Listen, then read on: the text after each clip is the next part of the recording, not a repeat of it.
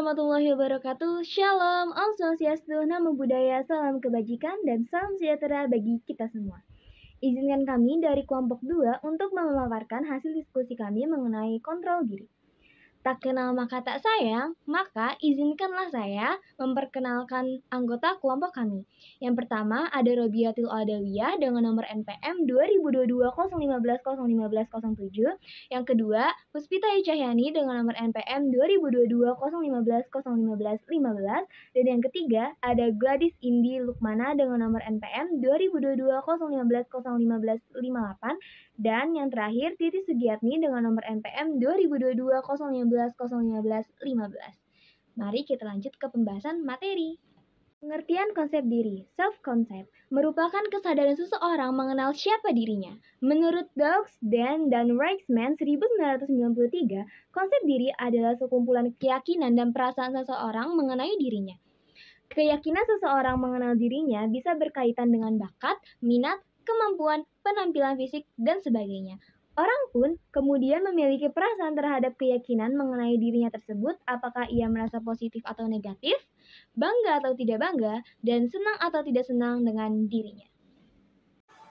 Pengetahuan tentang diri, konsep diri adalah skema diri, self-schema, yaitu pengetahuan tentang diri yang memengaruhi cara seseorang mengelola informasi dan mengambil tindakan.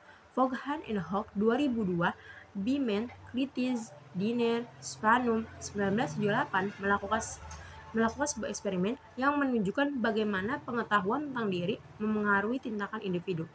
Menurut Higgins 1978, ada 3 jenis skema diri yang disebutkan berikut ini.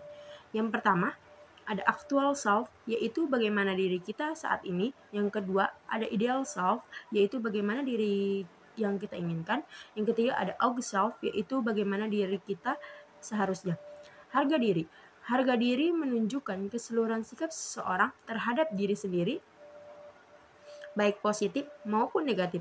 Baron, Brini, Descumbi 2006, harga diri seseorang juga dapat diukur. Harga diri dapat diukur secara eksplisit maupun implisit.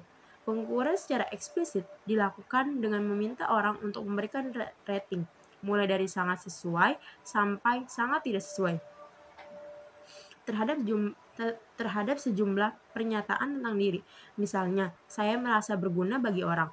Pengukuran secara implisit dilakukan dengan mengukur kecepatan reaksi orang terhadap sejumlah stimulus yang diasosiasikan dengan diri. Persepsi akan kontrol diri, self-control, atau pengendalian diri sangatlah penting untuk mengendalikan perilaku kita. Albert Bandura 1997, 2000, 2008 dalam Baron and Byrne 2004 183 mencetuskan teori tentang efikasi diri, yaitu perasaan akan kemampuan kita dalam mengerjakan suatu tugas, perasaan bahwa diri kita kompeten dan efektif.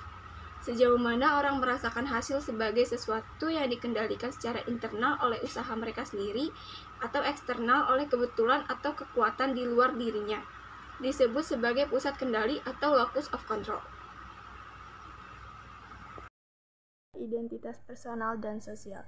Pada identitas personal, seseorang akan mendefinisikan dirinya berdasarkan atribut atau trait yang membedakan dirinya dengan orang lain atau hubungan interpersonal yang dimilikinya. Sementara identitas sosial, seseorang akan mendefinisikan dirinya berdasarkan keanggotaan dalam suatu kelompok sosial atau atribut yang dimiliki oleh anggota kelompok.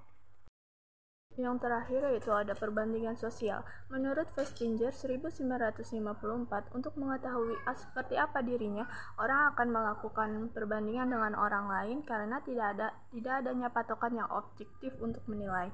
Dapat melakukan perbandingan dengan orang lain yang lebih baik atau upward social comparison, maupun yang lebih tidak baik downward social comparison. Kesimpulan dari hasil diskusi kami ialah konsep diri, self-concept, adalah sekumpulan keyakinan dan perasaan seseorang mengenai dirinya bisa berkaitan dengan bakat, minat, kemampuan, penampilan fisik, dan sebagainya.